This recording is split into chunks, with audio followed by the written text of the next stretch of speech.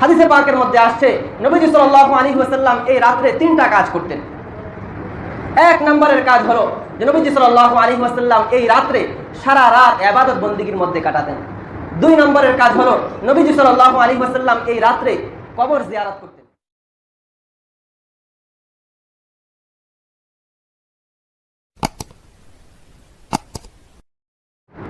নবীজি সাল্লাল্লাহু আলাইহি ওয়াসাল্লাম ইরশাদ করেন, ইযা কানাত লাইলাতুন নিসফি মিন শাবান ফাকুমু লাইলাহা ওয়া সুমু ইয়াওমাহা।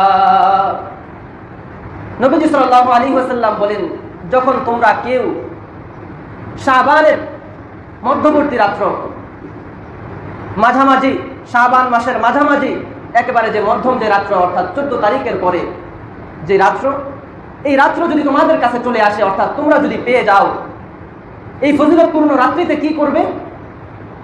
ফাকুমু লাইলাহা ওয়া সুমু ইয়াওমাহা। এই দামি রাত্র যদি পাইয়া যাও তাহলে তোমরা রাত ভর আল্লাহ রাব্বুল আলামিনের ইবাদত বন্দেগী করবে আর দিনের বেলা তোমরা রোজা ধারণ করবে। কেন কেন এই কাজ করবে? রাত ভর কেন ইবাদত করবে আর দিনে কেন রোজা রাখবে? আল্লাহর নবী সাল্লাল্লাহু আলাইহি ওয়াসাল্লাম বলেন, ফাইনাল্লাহ তাআলা ইয়ানজিলু ফিহা বিগুরুবিশ শামসি ইলাস সামাঈদ দুনিয়া। আল্লাহর নবী বলেন, কেন তোমরা রাত ভর জেগে থেকে রুকু করবে, সিজদা করবে, মালিকের কুদরতি পায়ে সিজদা দিয়ে কান্নাকাটি করবে? এর কারণ হলো ওই রাতে রব্বুল আলামিন সপ্তম আকাশ থেকে প্রথম আকাশে এসে বান্দাবান্দিকে ডাকতে থাকে। বান্দাবান্দিকে ডেকে ডেকে বলে, তোমাদের মধ্যে কে আছো? তোমাদের মধ্যে আলা মিন মুস্তাগফিরিন ফাগফির লাহ। তোমাদের মধ্যে কে আছো যে আমি মালিকের কাছে ক্ষমা চাইবা? সারাটা জীবন তুমি অন্যায় করে ফেলেছো, সারাটা জীবন তুমি গুনাহ করেছো, আমি মালিকের অবাধ্যতা করেছো। কোন ব্যক্তি আছো যে অনুশোচনা করে অনুতপ্ত হয়ে আমি মালিকের কাছে ক্ষমা চাইবা? আমি রব্বুল আলামিন তোমার জিন্দেগীর সমস্ত গুনাহ খাতাগুলো মাফ করে দিব। আলা মিন মুস্তাগফিরিন আলা মিন মুস্তারজিবিন ফারযুকানা। কে আছো অভাব অনটনের মধ্যে লিপ্ত আছো? কে আছো বিপদের মধ্যে? কে আছো বিভিন্ন কষ্টের মধ্যে? আমি রব্বুল আলামিনের কাছে চাও, আমি রব্বুল আলামিন তোমার সমস্ত প্রয়োজন আর হাজত গায়বী ভাবে সমাধান করে দিব। আলা মিন মুবতালান ফাউআফিয়াহু। কে আছো অভাবের মধ্যে? কে আছো অসুস্থতার মধ্যে? কে আছো বিপদের মধ্যে? সে আমি রব্বুল আলামিনের কাছে চাও, আমি রব্বুল আলামিন তোমার সমস্ত অসুস্থতা থেকে আরোগ্য দান করে দিব। বলেন সুবহানাল্লাহ। রব্বুল আলামিন আপনার আমার জন্য সপ্তম আকাশ থেকে প্রথম আসমানে এসে রব্বুল আলামিন এভাবে ডাকতে থাকেন। হাদিসে পাকের শেষ অংশের মধ্যে আছে, আলা কাযা হাত্তা ইয়াতুলু আল ফাজর। রব্বুল আলামিন সারাটা রাত পর্যন্ত বান্দাবান্দিকে এভাবে ডাকতে থাকে, এমনকি ফজরের আগ মুহূর্ত পর্যন্ত রব্বুল আলামিন এভাবে বান্দাবান্দিদেরকে ডাকতে থাকে। আল্লাহ রব্বুল আলামিনের কত অশেষ রহমত, কত ফজল আর করম যে বান্দাবান্দিদের প্রতি রব্বুল আলামিন কতটা দয়াশীল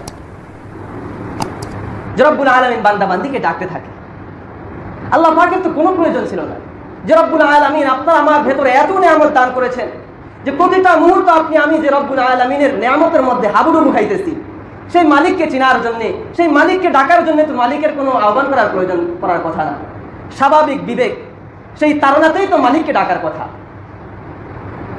রব্বুল আলামিনের বিশেষ ফজল আর করম যে রব্বুল আলামিন চান যে আমার বান্দাবান্দি শয়তানের ধোঁকায় পড়িয়া, আমার বান্দাবান্দি বন্ধু বান্ধবের ধোঁকায় পড়িয়া, আমার বান্দাবান্দি সমাজের বিভিন্ন কারণে আমি মালিক থেকে দূরে সরে গেছে, আমি মালিকের অবাধ্যতা করেছে, আমি মালিকের হুকুম আহকামের লঙ্ঘন করেছে, শয়তানের ধোঁকায় পড়ে আমি মালিক তাকে ডাকতেছি। সে অনুতপ্ত হোক, সে লজ্জিত হোক, তার কৃতকর্মের কারণে তার দিনের ভিতরে অনুশোচনা জাগুক, জেগে আমি মালিকের কাছে ক্ষমা চাক, আমি তার জিন্দেগীর সমস্ত গুনাহ খাতাগুলো মাফ করে দেব।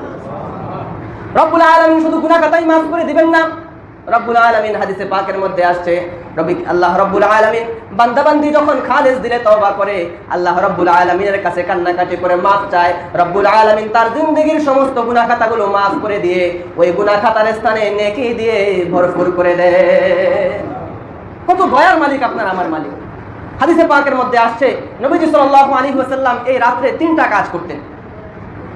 এক নম্বরের কাজ হলো যে নবীজি সাল্লাল্লাহু আলাইহি ওয়াসাল্লাম এই রাত্রে সারা রাত ইবাদত বন্দেগীর মধ্যে কাটাতেন। দুই নম্বরের কাজ হলো নবীজি সাল্লাল্লাহু আলাইহি ওয়াসাল্লাম এই রাত্রে কবর জিয়ারত করতেন। আর 3 নম্বরের কাজ হলো নবীজি সাল্লাল্লাহু আলাইহি ওয়াসাল্লাম পরের দিন রোজা রাখতেন।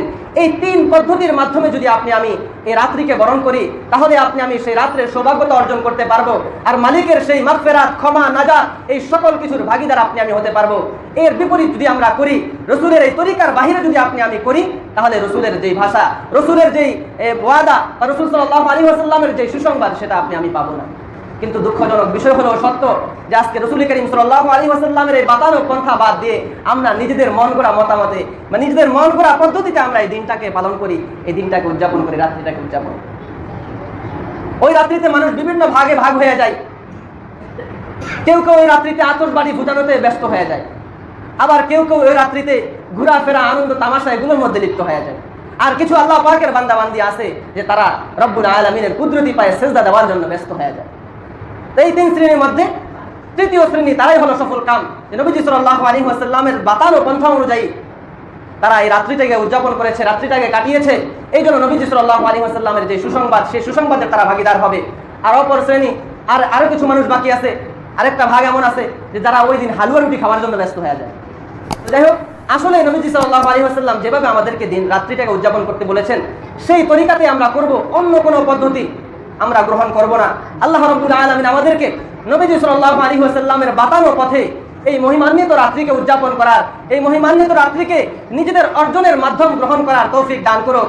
আর এছাড়া বিকল্প সমাজের মধ্যে যত কোরআন সুন্নাহ বিবর্জিত যে সমস্ত কাজ আছে, ওই সমস্ত কাজ থেকে বেঁচে থেকে আল্লাহ রাব্বুল আলামিন আমাদেরকে দুনিয়া ও আখিরাতের কামিয়াবি অর্জন করার তৌফিক দান করুক।